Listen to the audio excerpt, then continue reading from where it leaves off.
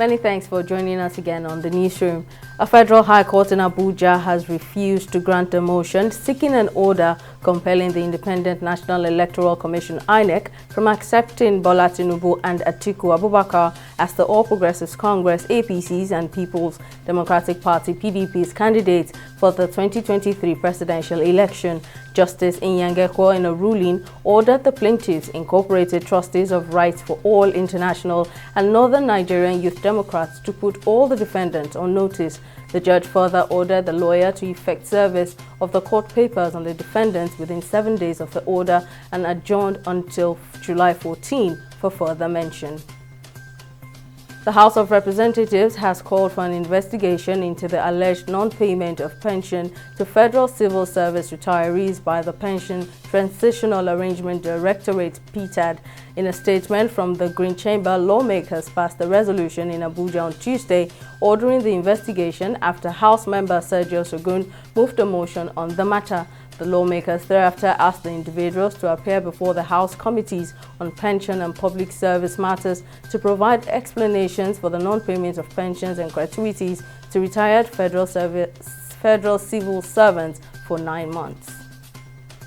The Nigerian Insurance Corporation (NDIC) has called for a stronger collaboration on the implementation of the National Anti-Corruption Strategy (NACS) towards strengthening the fight against corruption in the country. Managing Director of the NDIC, Ronke Shokefun, made the call in Abuja at a sensitization seminar for board and management of the corporation, facilitated by the National Anti-Corruption Strategy Secretariat. The NDIC chairman said the collaboration through the effective sensitization on components of the NACS, particularly the National Ethics and Integrity Policy and the Freedom of Information Act, will go a long way in enhancing the buy-in and ownership of the federal government's anti-corruption campaign amongst top echelons of government agencies.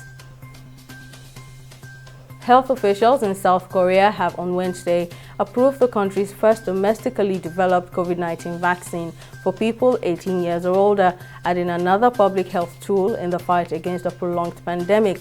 Officials of South Korea's Food and Drug Safety Ministry disclosed that Bioscience's 2-dose Covion vaccine appeared to be more effective than the broadly used AstraZeneca shot in building immunity against infections. The country's Food and Drug Safety Minister says the approval of Covion internationally confirms the abilities of the companies to develop COVID-19 vaccines.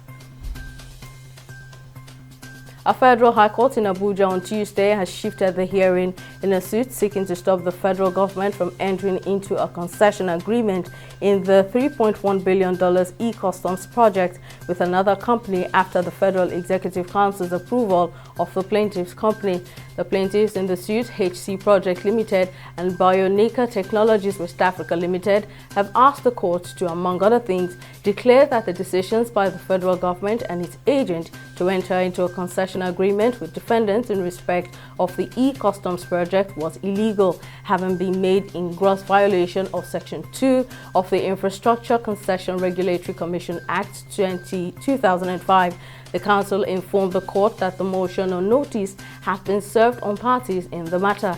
After confirming receipt of the motion by the plaintiffs and defendants, Justice Ekwo subsequently fixed July 6 for hearing.